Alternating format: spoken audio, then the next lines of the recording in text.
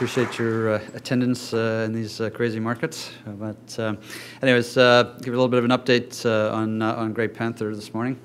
So, of course, we always have to advise everyone to do their own homework, and particularly in the U.S., because for some reason the SEC still doesn't recognize the classifications that we use in Canada and elsewhere in the world, and the 43101 resources and so on. But at any rate, if you take anything away from this presentation, it should be this slide.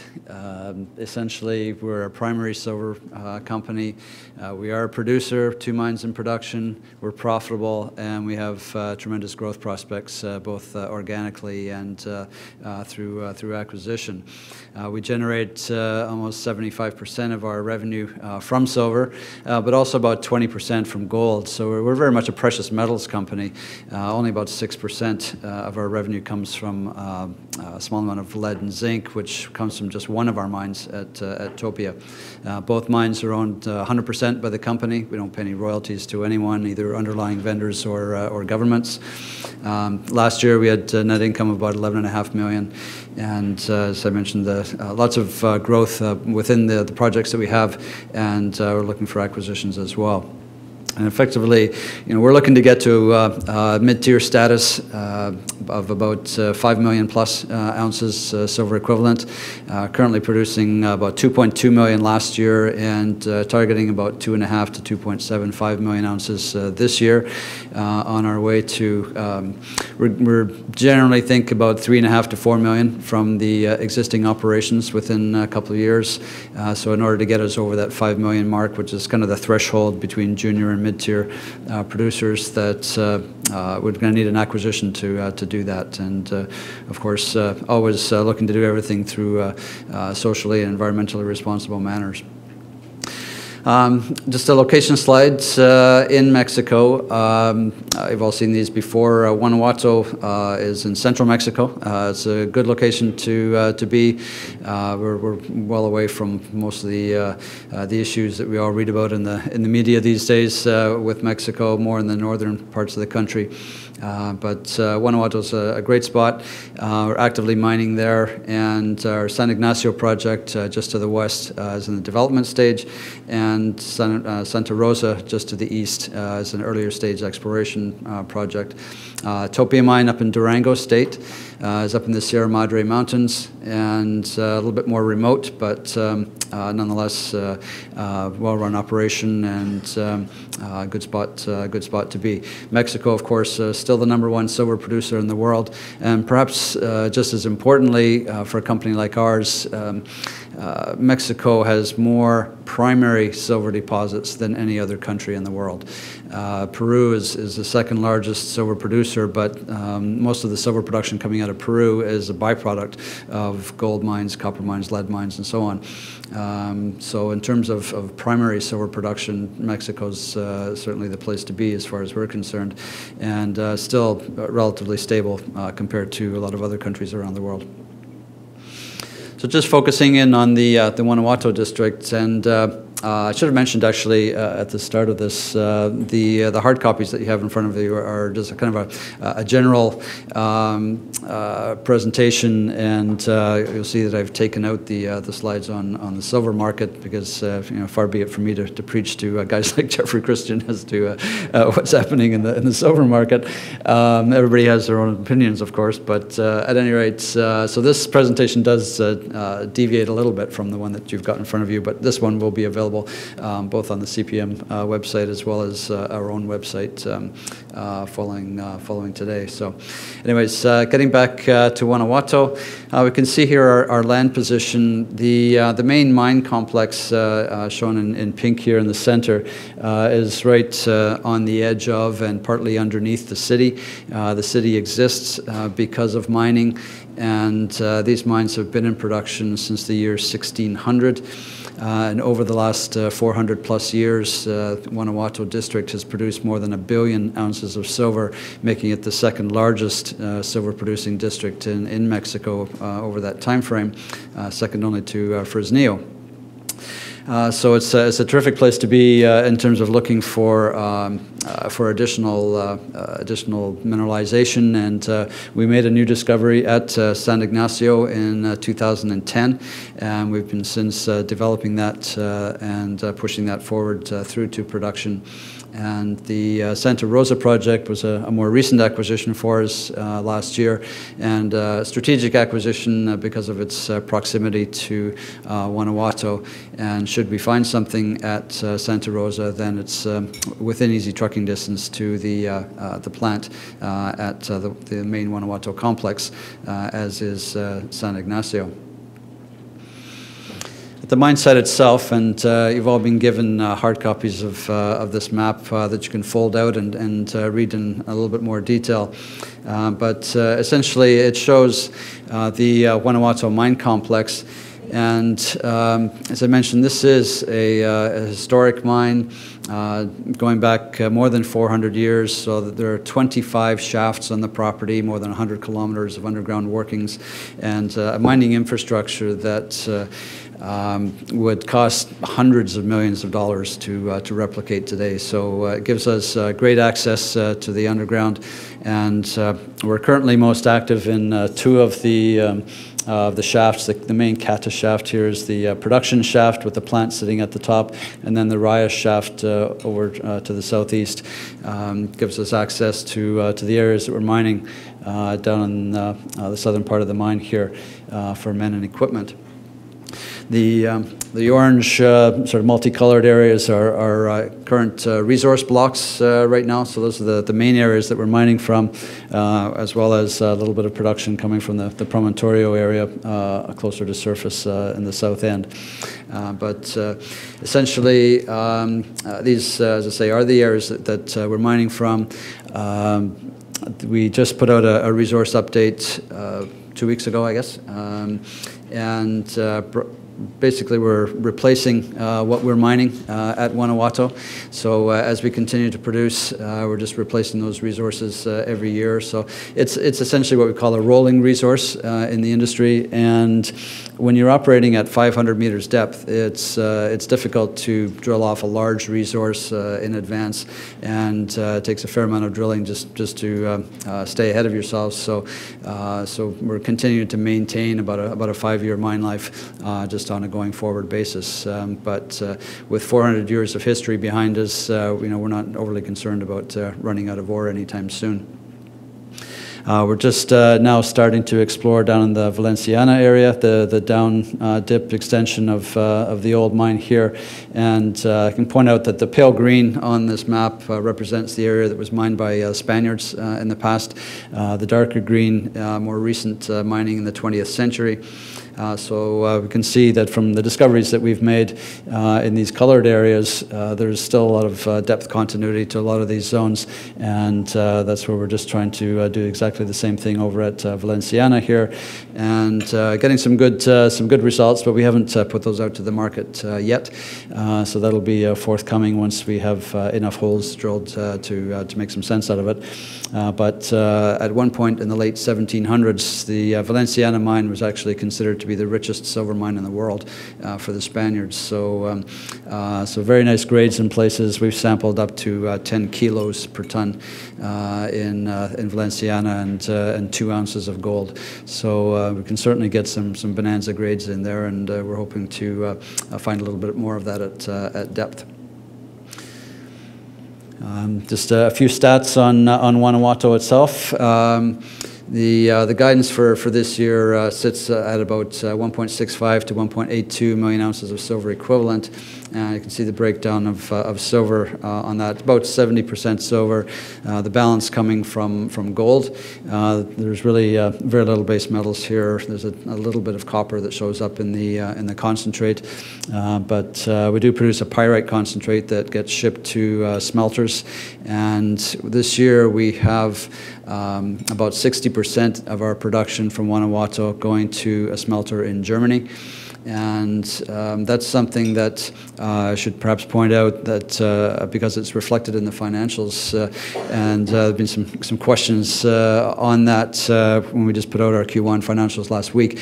The terms on payment with that smelter are such that there's about 125 days between the time that the concentrate is shipped from Guanajuato to the time we actually get paid for it.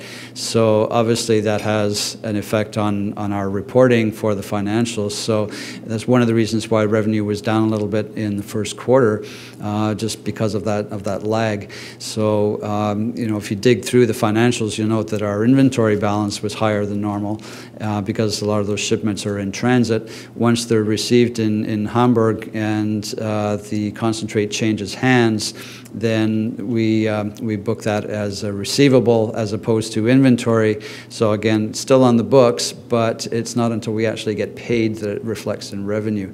So it's something that's important for people to understand when they start to dig through the numbers. But it's an excellent contract, best terms of any smelter that we've dealt with, and that's the reason why we're doing it. Notwithstanding the payment schedule. So that's about 60% of the concentrate from Guanajuato. Roughly 30% goes to Grupo Mexico in Sonora State. And that's a copper smelter, and of course they like the little bit of copper that comes with the concentrate as an added bonus. And we're holding back about 10% of our concentrate production as well, just to do some spot sales and also some testing with other smelters. And dealing with more than one smelter sort of spreads the risk a little bit as well, because last year we had everything locked up with one metal trader going to one smelter, and we ran into some issues there, and that caused us a bit of a headache in the middle of the year while we tried to look for another buyer. So, anyways, that's the situation on the concentrate for Guanajuato for this year. We're looking for production to ramp up gradually through the year. So, you know, it should be a little bit more than 4 times the Q1 production that's shown on the slide here. Cash costs, something I'll touch on a little bit later. It's something that it can be shown as a measure of profitability for the company, but it's not a true reflection of costs at all, because it's very much a function of your byproduct credits, and in this particular case, byproduct is gold, and so even though our average for last year was $8.15, our cost in the first quarter of 2012 was $2.87, because the gold price was strong, and we actually produced a little bit more gold from Guanajuato, from our Santa Margarita vein, and consequently that pushed down the cash cost per ounce of silver, net of the byproduct credits. Again, you need to dig a little deeper when you see these numbers sometimes. But in the plant, we've been making some improvements there. We're operating at about half capacity right now, so there's lots of room to fill the plant. The plant itself is not a bottleneck, and trying to improve the production from the mine itself. And that also gives us the capacity to process ore from San Ignacio project, which I'll get into in a moment. At the plant, we've recently added a regrind mill, which allows us to increase the recoveries. So in second quarter, you should see recoveries coming up. We're already seeing about a 1% improvement in the silver recoveries and about a 2% improvement in the gold recoveries. So basically squeezing more metal out of the same rock, and so that all goes straight to the bottom line. Good grades still, and say resources just basically replacing them each year. Okay, San Ignacio. This is a project that effectively came with the Guanajuato purchase when we bought everything in 2005. So it's not a recent acquisition or anything like that, but because we were so focused on the Guanajuato complex itself, we didn't start working here until 2010. but pretty much immediately with the very first drill hole, we made a new discovery in the northeastern part of the property, and we've just been building on that ever since, to the point where we just updated the resources a couple of weeks ago to 6.9 million ounces now, silver equivalent, in the inferred category. And that only covers about 650 meters of strike length, and we have 4 kilometers to work with on the property. So there's lots of room still, and we're still stepping out, still getting good grades, and so we'll be adding to that over time. But certainly 6.9 million ounces is sufficient for us to make the decision to go underground on this and start to explore and develop this asset underground. We have 100% ownership on this. Again, as I say, it came as part of the same package as Guanajuato, so no royalties. A little bit of past production down. You can just see the old mine workings here, sort of west central part of the property. So a separate vein system. They were mining on this single vein on the west side, and our discovery is on these other veins on the eastern side of the property here. So that's why there's tremendous potential to expand this along strike. And we'll be getting going on that very shortly. So as I mentioned, lots of room to expand this, and we're stepping out the drilling. You can see the sort of the countryside that we're dealing with here. It's very open, so it's easy to move around, easy to step out. We've drilled about 100 holes now since we started working here in the fall of 2010, and just keep building. We'll probably be shutting down the drills actually in the summer and just focusing more on the development side because we're with a 7 million ounce resource and obviously lots of potential to expand that. We don't need to keep going at this point. We'd rather put our cash towards developing the asset instead of just building ounces. The mineralization is fairly close to surface, so the plan is just to ramp into this. There's no need for shafts or anything like that, so relatively cheap in terms of the access. And in terms of time frames, we're currently negotiating with some landowners in here to be able to either rent or purchase the land in the area where we want to put in the portal. And should those negotiations not work out, we do actually own the surface rights where the old mine is on the property, just on this last map, just right here. So we can ramp in from here. It's just a little farther away, and if we can get in tight to it in this area, then that's our preference. But we can still get there one way or the other. The nice thing about San Ignacio is that being so close to Guanajuato, we can just truck the ore from here around to the main plant and process it there because, as I mentioned, we have the capacity. And so effectively, there's no need to build a plant here, no need for tailings ponds, major permitting issues, anything like that. So fast track to development, and because we can process the development ore right away, we can start to monetize this asset pretty much immediately, which in essence helps to pay for the development of the project on a going forward basis.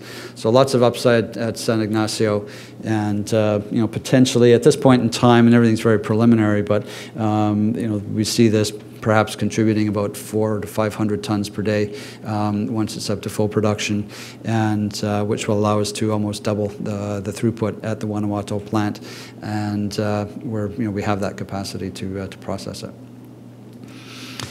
Over at Topia, quite a different scenario here to Guanajuato. This is a silver, lead, zinc mine with just a small amount of gold.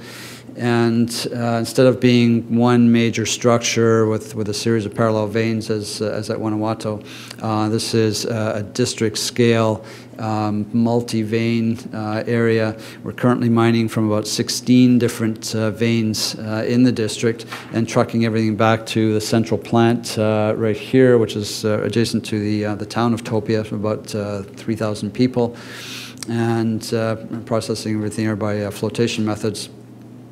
We're starting production in a number of new areas and making new discoveries here and expanding our veins along strike, and we'll be providing an updated resource on this as well in probably the third quarter of this year. Still lots of room ahead. Topia has been in production since 1952. The mine was built by Pignolas, and even though silver was first discovered here in 1538, so again, district's been around for a long time, but it's been in solid production since 1952. So once again, we're not concerned about running out anytime soon, and we're currently sitting on about 19.3 million ounces of silver equivalent, looking to expand that with the next update. Looking at getting close to 1 million ounces in terms of silver equivalent production for this year. And as we expand Topia, I think it can go beyond the 1 million ounce mark. So just keep incrementally increasing that. We have expanded the capacity of the plant up to about 300 tons per day recently. And that's going to be particularly important this year because we've seen a water shortage. There's a bit of a drought through central Mexico this year that is affecting some operations and some communities. And of course, that impacts the plant, our ability to process things there. So we've had to cut back a little bit in the last couple of months to about 160 tons per day in terms of the plant throughput, but we're still mining at the same rate and just stockpiling all the ore, such that when the rainy season starts again in June or July, hopefully the rains get back to a normal level, groundwater gets back to a normal level, then we can crank up the plant again and get it processing close to 300 tons per day and gradually work through the stockpile that we'll have built up by that point, such that our metal production should catch up and average out by year end. So for that reason, we haven't changed our guidance yet at Topia. We're just keeping it as is, and we'll reevaluate that down the road depending on what the water situation is there. Cash costs here, you can see it's higher than at Guanajuato, and that's largely because of the fact that the byproducts here are lead and zinc as opposed to gold at Guanajuato. And of course, with lead zinc prices being as they are, as there's much less of a credit than gold would be, and so that obviously has an impact there. And again, if you look at the Q1 results, you'll see that the cash cost per ounce of silver for Q1 was a little over $21 per ounce. So there's a huge volatility here using that metric, and so I would just caution people not to put too much emphasis on that when they're looking at it. Still pretty solid grades at Topia. They were down a little bit last year, but we're back up around the 400 gram per ton mark now, and we see that continuing through the balance of the year. Overall, our production and cash cost guidance for 2012. We're looking at about 2.5 to 2.75 million ounces of silver equivalent, as I mentioned. Whoops, sorry, wrong button. Okay, can't seem to go backwards here. There we are. Yeah, 2.5 to 2.75 million on a consolidated basis for the company. Cash costs in around the $10 mark, but that's consolidated between Guanajuato and Topia, obviously. On the exploration front, you can see that we're budgeting almost 50,000 meters of drilling again this year.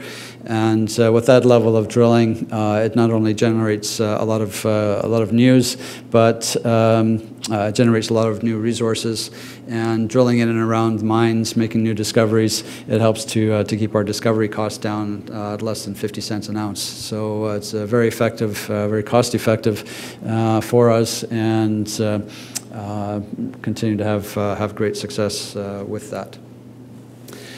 And just a little visual here on the resource side of things, and this is something that was a challenge when we first started the company, because we acquired both of these past-producing assets that were privately owned, hadn't really had much in the way of drilling, and had been operated at a time when It was prior to 43-101, and because they were privately owned in Mexico, they had no requirement to follow 43-101 anyways.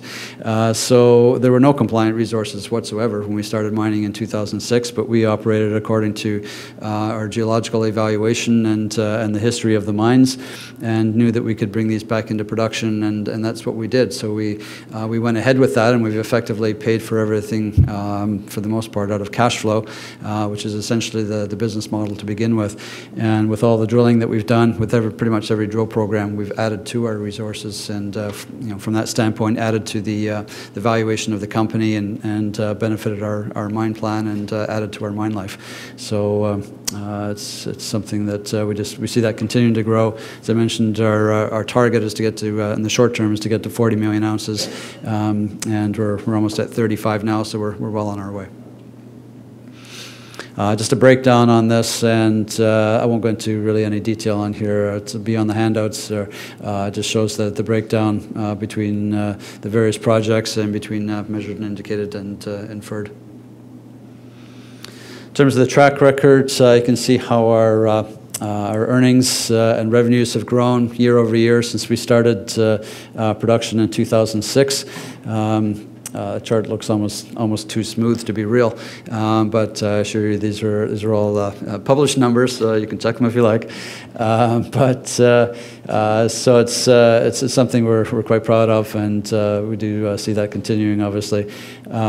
Cash right now sits at about 40 million at the end of March, and so we're in a good position, with all the volatility both in the markets and the metal prices right now.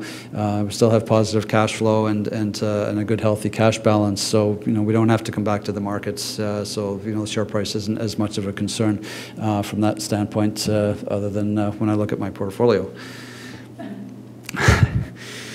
In terms of the gross margins, again, very strong. You can see here between the two operations, a little higher at GUANAJUATO, mainly because of the gold component, but still quite healthy. Likely a little lower in 2012, just because metal prices are down. I mentioned corporate social responsibility. That's something that's very much a part of the company's corporate culture, going right back to day one when myself and my co-founder, Francisco Ramos, who's a Mexican mining engineer, started the company. And because of that partnership and friendship between Francisco and I, we've always viewed the company as a Mexican company with a Canadian parent and access to capital markets. We've never really viewed ourselves as a foreign company coming into Mexico to steal jobs and assets and that sort of thing, the way foreign companies are often viewed. And so from that standpoint, out of the roughly 1,100 people that we have in the company, we only have about 2 or 3 expats working in Mexico. Everybody else is Mexican. And we put a lot of emphasis on working with local communities, taking care of environmental issues, and taking care of our people. And for that reason, we've been awarded the distinction of socially responsible company by the Mexican government for a second year in a row now, something that we're very proud of, and it certainly means a lot to us since only about probably less than 10% of the companies working in Mexico actually received that award. So it's not something that's easy to come by. In terms of corporate structure, again, won't run through these numbers. This is as of May 4th, so with all the volatility in the markets, market cap has changed a little bit, highs and lows, all that sort of thing over the last week or so. But basically, a couple of things to focus on. We are listed on 2 exchanges in Toronto and in New York, and that provides a great deal of liquidity for us. The volumes in general are down these days, certainly over a year ago, and we still trade about 1 million shares a day, but at our peak, say I think about April of last year, our busiest week, we traded about 65 million shares, and which is roughly half of our share capital in 1 week. So very, very liquid stock, which obviously is important for fund managers to know that they can get in and out without affecting the share price. We're covered by 5 analysts right now, 3 in Canada and 2 here in the U.S., the latter being Global Hunter and Euro Pacific. As well, we're on a number of indices as well. In terms of our management, essentially everyone's in Vancouver, with the exception of Francisco Ramos, I mentioned, and Eduardo Ortiz Briones are based in Mexico. And a great team of people that are doing a terrific job to help to grow the company. A very supportive board, and we'll actually be adding a couple of directors to the board at the AGM in June of this year. So all's well on the management front.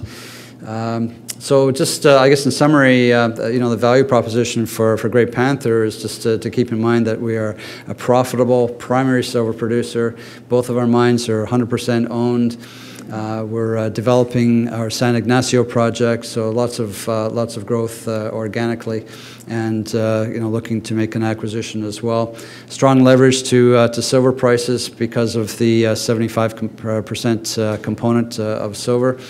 And that, of course, will be important when silver turns around and heads back up in price. Jeff's going to tell us when that's going to happen at lunch today. No pressure, Jeff. Good liquidity on 2 exchanges. Strong cash position right now. No long-term debt, which gives us a leg up over a lot of other companies out there right now, particularly on the acquisition side. And I haven't said too much about that. There's not a lot you can say really, other than that we're being fairly aggressive in looking at assets in Mexico as well as Peru. And obviously I can't mention specifics, but certainly we would like to complete an acquisition this year, and it could either be an asset purchase or a corporate type deal. So we'd like to be able to put our cash to good use and add another mine to our portfolio to help us to get into that mid-tier status over 5 million ounces a year. So I'll leave you with that, and be happy to answer any questions that there may be. Yes, sir. Can you explain a little bit more about what happened in your last quarter? What happened in the last quarter? I haven't had a chance to read it, but I own the stock, and okay. It's pretty painful. Well, it was a bad time to release, I guess, the way the market reacted the next day. Certainly, everybody got hammered. But it was a combination of a number of things. I mean, we're required, just from a disclosure standpoint, to compare everything to the comparable quarter last year. And Q1 of 2011 was the best quarter that we've ever had. So, it's a tough act to follow. So right off the bat, that's one issue.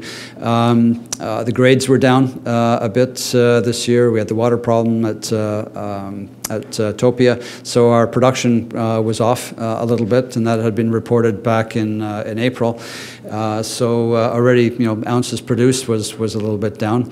Metal prices are lower, so all of that combined to generate lower revenues. And then the lag period on the concentrate shipments that I mentioned from Guanajuato also had an impact, such that we recorded lower revenues in the first quarter. So lower revenues, lower earnings, all these things contributed a little bit, but we do see that turning around. I mean, fundamentally, none of these are real issues for us, and we've already seen the grades coming back up. I've mentioned the water issue at Topia. Hopefully, will get resolved, and the concentrates will play out through the balance of the year. So, it's just steady as she goes. Yes, ma'am. I wanted to ask this question. Is the water issue an anomaly, or is the water issue a problem at Topia? Was it just an unusual situation that occurred? Well, it's throughout central Mexico, really. It's it's just a drought that's occurring everywhere. There really hasn't been very much rain, and because we're in the Sierra Madre Mountains, the water supply effectively comes from rainfall. and from there it's into rivers and streams and groundwater. And right now we're sourcing our water from the mines themselves, so we're drawing from the adits down the lower parts of the valley, and trying not to draw from rivers and streams where the community would get their water from. But ultimately, everything comes from the sky, and so it's really up to Mother Nature at this point as to how long the drought lasts. So we'll just have to try and deal with it. And I mean, it's the sort of situation where you can't even really build a reservoir or anything, because what are you going to catch? Until it starts raining again, you can't. There's not a lot we can do about it, unfortunately. We're too far from anything to effectively truck water in from anywhere, particularly as it's a regional thing. We'd probably have to go hundreds of kilometers to be able to to get an adequate supply, anyways. Alex? Bob, is the new refining arrangement that you have? I understand you have higher working capital, but the advantages are, I'm assuming, lower cost, treatment charges. What went into the thinking in terms of arranging that? With the new smelter? Yes. So, better terms for us on the what they'll pay us for the metal content, and so yeah, on balance, when we looked at it, and bottom line back to us is better than any of the other smelters that we receive terms from. So that more than compensates for the cost of shipping to Germany, as well as the time lag in getting the revenues back. Do you see the advantages in the future? Yeah, it's just, it starts with that very first shipment, which, you don't get paid for until 125 days out. I mean, we have set up a credit facility in the interim, which I should probably mention, just to give us the opportunity to draw down at any point in time, should we feel the need to do so or the desire to do so. But the nice thing about sitting on 40 million is that we've got a cash buffer there that as long as we don't need to use that cash for anything, then there's no need to draw down on the credit facility. But we do have it available to us, and that's a kind of an in-between, like a bridge basically, where they would get paid by the smelter. Any other questions? Yes, Doug? Yes. Oh, okay.